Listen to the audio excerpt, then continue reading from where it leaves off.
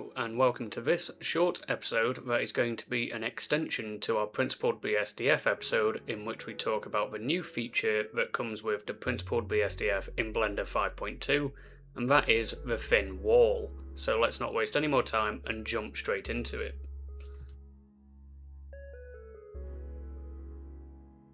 Thin Wall is a simple toggle inside the Principled BSDF that changes how the shader treats the material. So normally the Principled BSDF assumes your object has thickness, meaning light travels through a volume. But when you enable Thin Wall, Blender stops treating the material as a volume and instead treats it as a zero thickness surface. So to make that work, Blender mirrors the BSDF layers on both sides of the surface. In this diagram, you can see that if you were to put a horizontal line or mirror in this, it is exactly the same on the top as it is the bottom.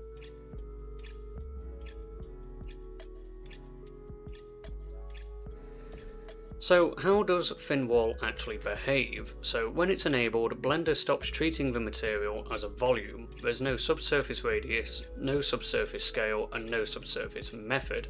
If we enable Thin Wall now, you'll see the ones we mentioned are all grayed out. All of those volumetric controls are disabled because the shader is no longer simulating light travelling through a 3D medium. So instead, Blender switches to a two-sided surface model. The BSDF stack is mirrored across the surface normal, so the front and back faces both use the same shading layers, just inverted. This lets light pass through thin materials realistically without needing real geometry thickness. Now, here's an important detail. Even though volumetric subsurface scattering is removed, Blender still allows you to use subsurface weight and subsurface anisotropy. In Thin Wall mode, these no longer represent volumetric scattering, they become surface level translucency controls. So weight determines how much light bleeds through the surface, and anisotropy determines the directionality of that bleed. Everything else related to subsurface is disabled because it only applies to true volumetric materials. So in Thin Wall mode, subsurface becomes a simple translucency effect, not a full subsurface scattering simulation.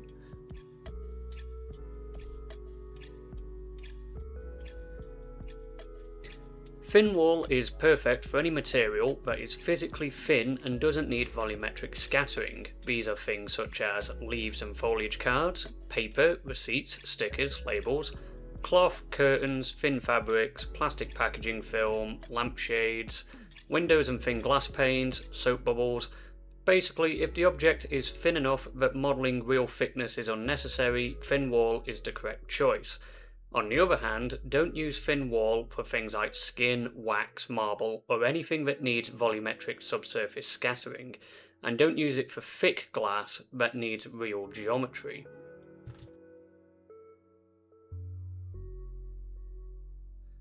Transmission versus subsurface is a potential part where people might get confused, so let's try and make it clear. So transmission is for materials you can see through, so glass, cling film, plastic cups, bubbles, windows. It gives you transparency and refraction, so when we use Thin Wall we increase the weight of transmission to see through, just like how we can see Suzanne on the other side. Whereas subsurface, when Thin Wall is enabled, is for materials where light passes through but you cannot see through it, so things such as paper, leaves, cloth, thin plastics. It gives you translucency and coloured tinting, so the rule of thumb is simple. If you can see through it, pick transmission. If you can only see light through it, pick subsurface.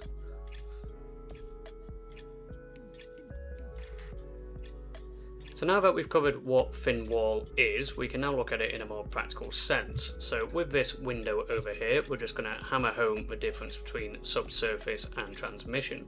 So we've got transmission on at the minute, and if we turn that off and put the weight of subsurface to 1, we'll see that we can't see through it anymore. And again, that's because subsurface is for where light can get through but you physically can't see through it, whereas transmission is where light can get through but you can physically see through it.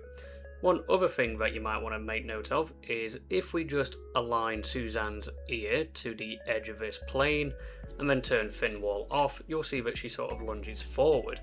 But if we now go into edit mode and grab this plane and extrude it out to give our window physical thickness, you'll notice that her ear appears. And one other thing you might notice is that we now have this wall here, whereas if we remove that and turn thin wall back on, we sort of lose it. And again, that's because thin wall turns the material into a zero thickness membrane, so there is no internal refraction path, so there's no light entering the glass, refracting and then exiting. We're basically just treating this as a single wall. So one of the other things that we can look at is our lampshade, and what we can do is we can adjust how much the light bleeds through our lampshade, and we can also control the direction that the light bleeds. So 0 will basically put it back to nothing. And one thing to make note of is with thin wall enabled, if we were to turn these both down to 0, we'll see that we have quite a bit of light hitting the base of our lamp, whereas if we turn the weight all the way up and turn our anisotropy up quite a bit as well, it generally gets a bit darker towards our base of our lamp, and that's because light is no longer reflecting as much because it is now bleeding through the material. With our receipt, we can basically see that we've got some of these shadows, and I'm estimating that this little ridge that we see here is from this little bit of a coil. If we were to turn our environment texture off, so we only have this singular light source, and we turn thin wall off, you'll see that basically this turns pitch black, but just to further prove it, we'll just align it with our light source. So quite dark, and if we turn the subsurface off as well, we'll see that, yeah, relatively hard to see anything. But if we turn thin wall on and put our weight up by quite a bit, we can now start seeing our receipt as opposed to it just being black on the other side because it's blocking the light from the other side.